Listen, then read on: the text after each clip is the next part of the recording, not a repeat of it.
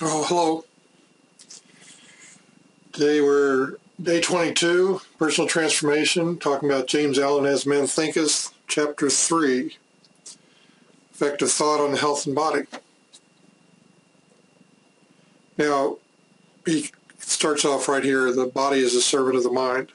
Obeys the operations of the mind, whether they be deliberately chosen or automatically expressed. We've covered up to this point with Go Thunk Yourself about the point of how you can actually calmly sit and quietly sort out your mind, or just let the mind go and quit having all this nervous hubbub going around. And one of the byproducts of this, as far as I was concerned, was that your health improves. Now, yes, we run right across the FDA, the federal government's limitations about what you can say and what you can't say, right? But anybody and their brother could tell you that if you sit down and have a nice, peaceful existence, you don't have ulcers from anxiety, from worry, right? You don't have strained faces. You don't have stiff necks. You don't have all these things that come from dis-ease or disease or lack of ease. I was just listening today on a radio show, and he was talking about meditation or prayer, or simply, as we were saying, just sit down and be quiet for a while. And he was saying the studies that have come out, this says just by doing this 20 minutes a day, doing nothing but just sitting still for 20 minutes a day, is remarkably produces less stress inside the body, and so it apparently affects some sort of gland. This is a medical doctor saying that it lowers all these hormones and everything that you get going by being intense all the time, right? And this is the whole point, that while we don't say that, yes, we aren't saying this cures an illness. Oh, don't get across the government on that one.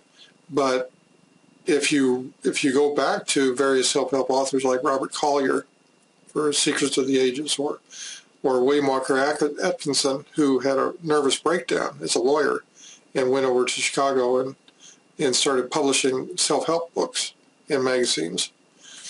And both of these are prolific authors, and Robert Collier, by studying, was able to alleviate the symptoms of cancer throughout his body.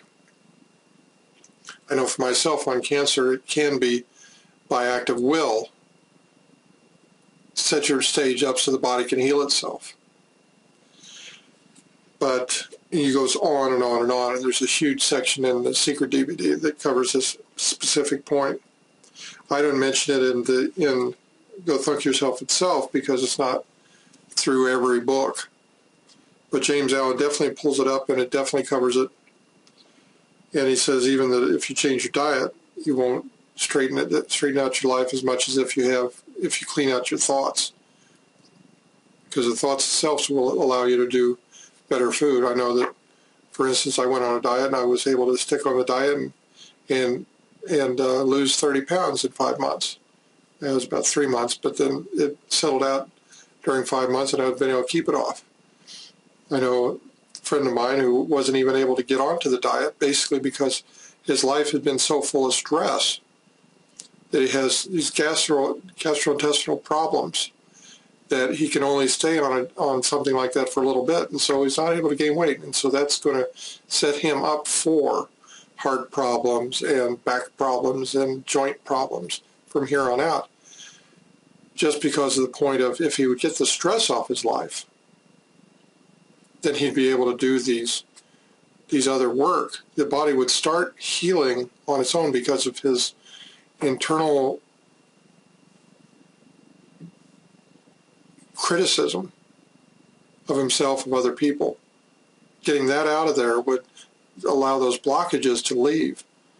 There's a whole bunch of things you can say about it, but at the same point, I live a life where it's pretty sedate, pretty even, and I follow these teachings, the studies that I've found.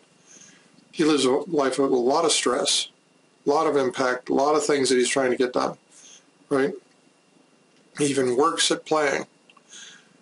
So the difference is, one, healthy body, two, body that needs some work. Anyway, that's neither here nor there, other than it's an example of what can be done if you sort out your mind first, and then the body will come along. It's just as I've said, your mind creates the environment around you.